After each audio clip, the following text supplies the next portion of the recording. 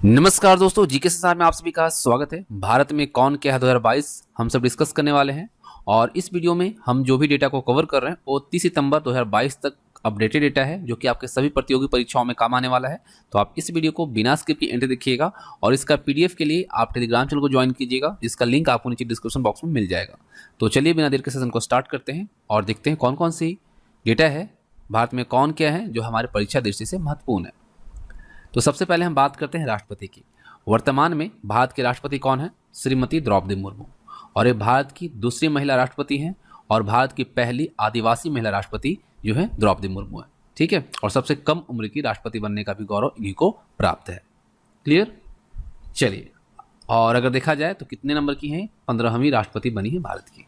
भारत के उपराष्ट्रपति कौन है? तो श्री जगदीप धनखड़ हैं। ठीक है, कौन है? श्री जगदीप धनखड़ हैं। और ये कौन से नंबर के हैं? 14वें। ठीक है, 14th उपराष्ट्रपति बने, वाइस प्रेसिडेंट बने इंडिया के। यहाँ पे राष्ट्रपति की जब हम बात करते हैं तो राष्ट्रपति जो है ये हमारे संविधान में कौन से अनुच्छेद के अंतर्गत आते हैं? तो आपको मैं बता दूं कि भारत के राष्ट्रपति का जो प्रावधान है वो संविधान का अनुच्छेद 52 में है। ठीक है, आर्टिकल 52 में है। ठीक है, इसी को आप याद रखिएगा। और राष्ट्रपति के निर्वाचन में 50 प्रस्तावक और 50 अनुमोदक की आवश्यकता होती है। और सबसे पहले नीलम संजीव रेड्डी जो है वो निर्विरोध राष्ट्रपति चुने गए थे। और इनको सैलरी कितना मिलता है राष्ट्रपति को? 5 लाख रुपए। ठीक है, इसको भी आप याद रखिएगा। और भारत में कार्यपालिका का जो प्रधान होता है वो कौन होता है? राष्ट्रपति ही होता है। ठीक है, चलिए, भारत में जब हम बात कर रहे हैं तो मुख्य न्यायाधीश की बात करें तो भारत के 49वें मुख्य न्यायाधीश कौन बने हैं? तो जस्टिस यू ललित यानी उदय उमेश ललित, ये 49वें नंबर के मुख्य न्यायाधीश बने हैं।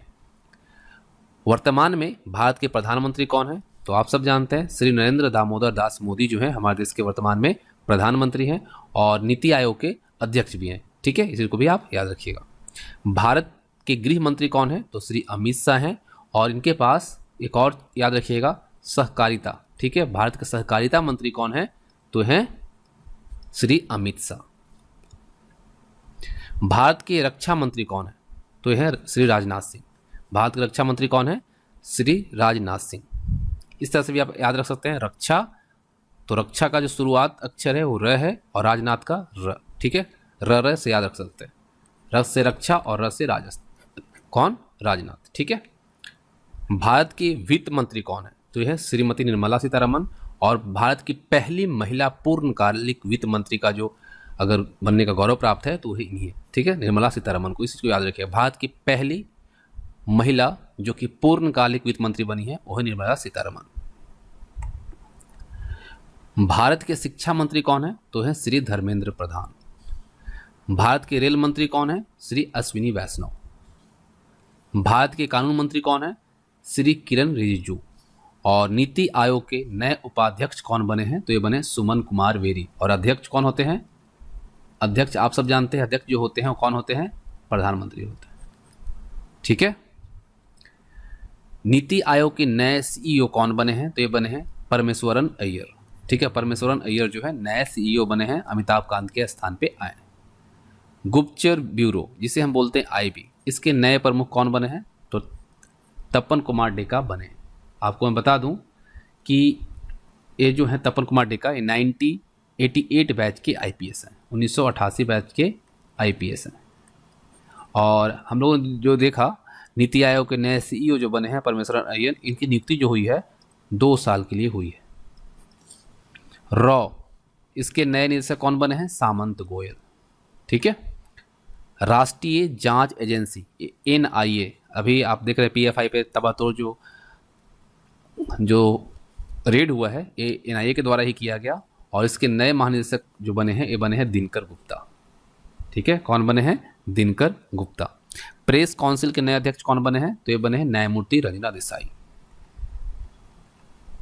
केंद्रीय प्रत्यक्ष कर बोर्ड यानी सीबीडीटी, इसके चेयरमैन कौन है? नितिन गुप्ता। और दिल्ली पुलिस के नए कमिश्नर कौन बने हैं? संजय अरोड़ा। ठीक है, याद रखिएगा, संजय अरोड़ा जो है दिल्ली पुलिस के नए कमिश्नर हैं। दिल्ली के उपराज्यपाल का नाम क्या है? विनय कुमार सक्सेना। अब देखिए जो नई नियुक्ति हुई है भारत के महान्यायवादी यानी अटॉर्नी जनरल ऑफ इंडिया, ये कौन बने हैं? आर वेंकट रमनी। याद रखिएगा, इंपॉर्टेंट है।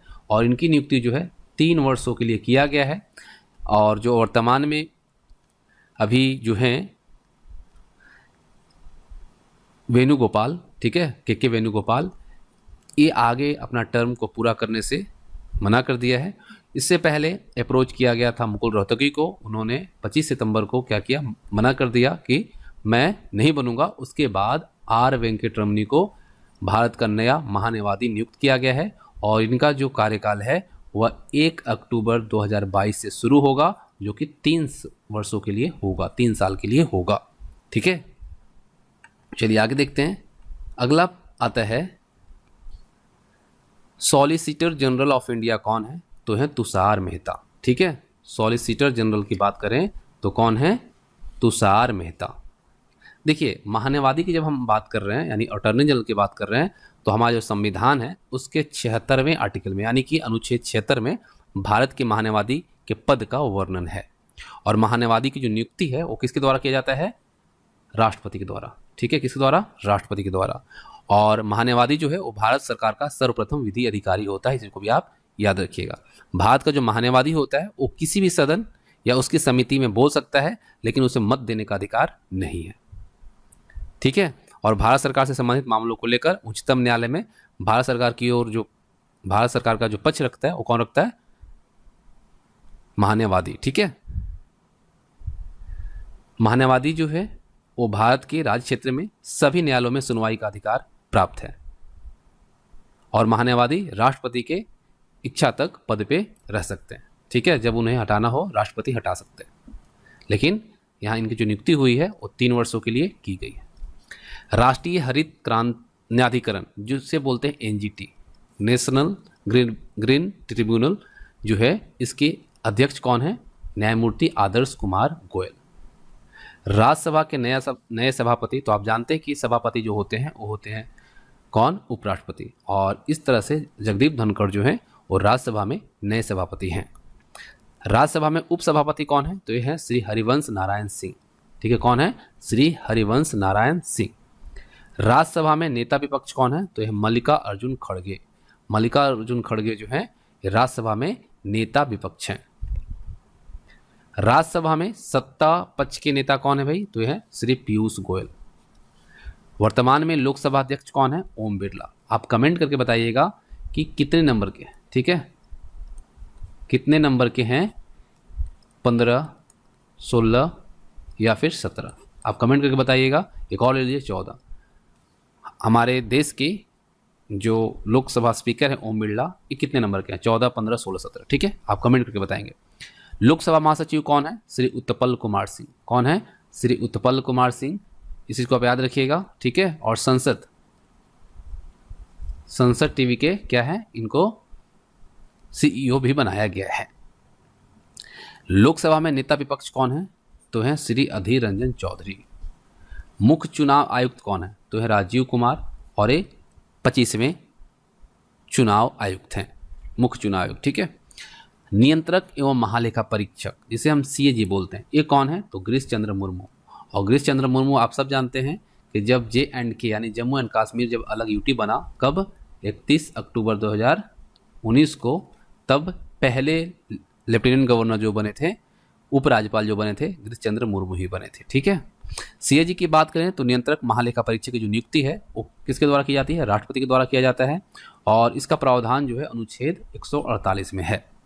ठीक है, सार्वजनिक धन का संरक्षक नियंत्रक महालेखा परीक्षक को कहा जाता है।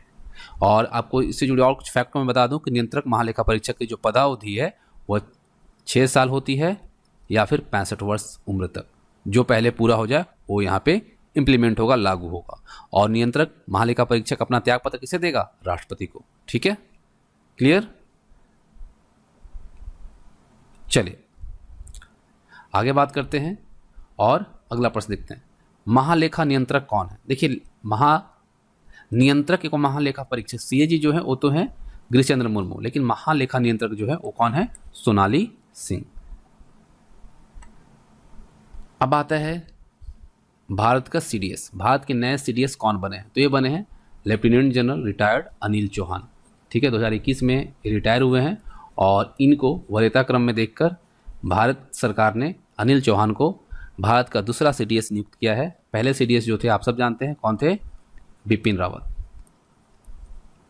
ठीक है, जिनकी 2021 में दिसंबर में क्या हुआ था, डेथ हो गई थी हेलीकॉप्टर दुर्घटनाग्रस्त होने के बाद, और तब से यह पद खाली था और फाइनली सरकार ने मुहर लगा दी है और भारत के नए CDS जो हैं अनिल चौहान बने हैं।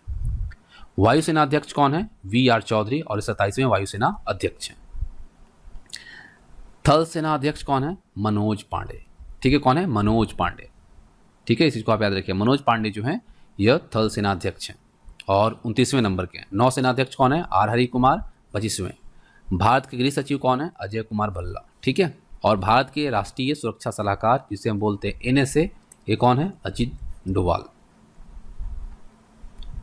भारत के मुख्य आर्थिक सलाहकार कौन है, अनंत नागेश्वरन। भारत के प्रधान वैज्ञानिक सलाहकार कौन है भारत सरकार के, तो है अजय कुमार सुद। और केंद्रीय जांच ब्यूरो यानी CBI, इसके निदेशक कौन है, सुबोध कुमार जायसवाल। भारत के मुख्य चुनाव आयुक्त हम लोगों ने देखा, अब यहाँ पे बात है सूचना आयुक्त की, तो भारत के मुख्य सूचना आयुक्त कौन है, यशवर्धन कुमार सिन्हा। अब देखिए प्रवर्तन निदेशालय जिसे ED बोलते हैं, इसके निदेशक कौन है, संजय कुमार मिश्रा। संघ लोक सेवा आयोग के अध्यक्ष कौन है, डॉक्टर मनोज सोनी। देखिए संघ लोक सेवा आयोग जो है, ठीक है, तो यहाँ पे हम देख रहे हैं डॉक्टर मनोज सोनी है, लेकिन अगर लोक सेवा आयोग की बात की जाए, पब्लिक सर्विस कमीशन की, तो आर्टिकल जो हमारा है 315 से लेकर 323, ठीक है 323, इसमें प्रावधान है लोक सेवा आयोग का। 315 में क्या है कि संघ और राज्यों के लिए लोक सेवा आयोग होगा, इसका प्रावधान किया गया है। 316 जो है आर्टिकल, उसमें सदस्यों की नियुक्ति और पदावधि के बारे में है। 317 में लोक सेवा आयोग के किसी सदस्य को हटाया जाना और निलंबित किए जाने का प्रावधान दिया गया है। 318 अनुच्छेद जो है उसमें आयोग के सदस्यों और कर्मचारियों की सेवा के शर्तों के बारे में विनिमय बनाने की शक्ति है। 319 में आयोग के सदस्यों द्वारा ऐसे सदस्य न रहने पर त्याग या धारण करने के संबंध में प्रतिषेध है। 320 में लोक सेवा आयोग के कृत्यों के बारे में बताया गया है। ठीक है, तो ये सभी जो है 323 तक इसमें वर्णित है, किसके बारे में, लोक सेवा आयोग के बारे में। अगला है 15वें वित्त आयोग के अध्यक्ष कौन है, तो है NK सिंह, और ये 2020 से 2025 तक चलेगा। ठीक है, 14वें कौन थे, YV रेड्डी। ठीक है, कर्मचारी चयन आयोग के अध्यक्ष कौन है, यानी SSC के, तो ये हैं S किशोर, SSC S किशोर। रेलवे भर्ती बोर्ड, तो रेलवे बोर्ड के अध्यक्ष और CEO कौन है, विनय कुमार त्रिपाठी। अब देखिए यहाँ पे सेबी की बात आ रही है, भारतीय प्रतिभूति और विनिमय बोर्ड, इसके अध्यक्ष कौन है, माधवी पुरी बुच। भारतीय दूरसंचार विनियामक प्राधिकरण के अध्यक्ष कौन है, जिसे बोलते हैं ट्राई के जो अध्यक्ष हैं कौन है, डॉक्टर PD वाघेला। लोक लेखा समिति के अध्यक्ष कौन है, अधीर रंजन चौधरी। भारतीय अंतरिक्ष अनुसंधान संस्थान के अध्यक्ष कौन है, A सोमनाथ, यानी इसरो। ठीक है, इसरो के अध्यक्ष कौन है, A सोमनाथ। रक्षा अनुसंधान एवं विकास संगठन, जिसे हम बोलते हैं DRDO, इसके अध्यक्ष कौन है, समीर V कामत।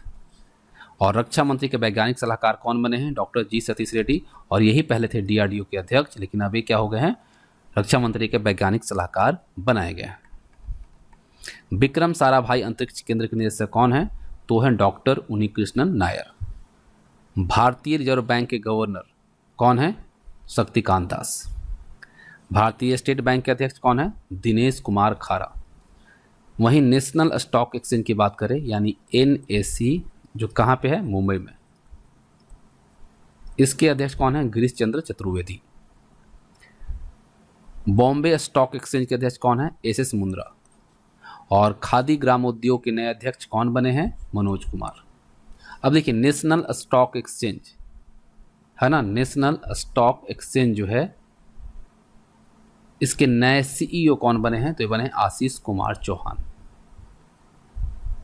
दिल्ली उच्च न्यायालय के मुख्य न्यायाधीश जो बने हैं, वो बने हैं न्यायमूर्ति सतीश चंद्र शर्मा। राष्ट्रीय सूचना विज्ञान केंद्र के नए महानिदेशक कौन नियुक्त हुए हैं, राजेश कीरा। भारत की पहली महिला कॉम्बैट एविएटर कौन बनी है, कैप्टन अभिलाषा बराक बनी है। और राष्ट्रपति द्रौपदी मुर्मू के प्रेस सचिव कौन बने हैं, तो यह अजय कुमार सिंह, और इनका कार्यकाल जो है 2 साल बढ़ाकर 25 सितंबर 2024 तक कर दिया गया। ठीक है, इनका 2022 में ही क्या हो रहा था, समाप्त हो रहा था, लेकिन 24 तक एक्सटेंशन दे दिया गया है। तो इस तरह से जो इम्पॉर्टेंट डेटा थी, जो इम्पॉर्टेंट कौन क्या है, जो हमारे परीक्षा दृष्टि से महत्वपूर्ण है, इस वीडियो में दी गई है और आपको पसंद भी आई होगी तो वीडियो को लाइक और शेयर कीजिएगा। और आप सभी से रिक्वेस्ट होगा, चैनल पर अगर पहली बार आए हैं तो चैनल को सब्सक्राइब कर ऑल नोटिफिकेशन ऑन कर लीजिएगा, जिससे कि सभी वीडियो की नोटिफिकेशन आप तक पहुँच सकेगी। Thanks for watching. जय हिंद, जय भारत।